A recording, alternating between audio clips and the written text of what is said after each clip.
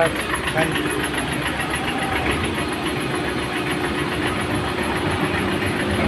পাম্পে আজ আর আগের মতো তেলের জন্য হাহাকার নেই, শূন্য।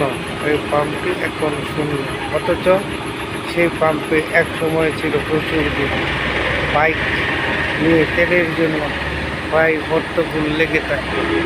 আজ পাম্প মালিক অলস হয়ে বসে আছে, কোনো বাইক গাড়ি নেই। কিন্তু কয়েকদিন আগেও এই পাম্পে ছিল প্রচুর ভিড়, তেলের জন্য হই হুল্লা লেগেই থাকত। 10 দিন আগের পাম্প আর বর্তমান পাম্প, মাওনা চৌরাস্তার এই অবস্থা। শ্রীপুরের মাওনা চৌরাস্তা পাম্পগুলো এখন খালি, কোনো ভিড় ঝামেলা নেই।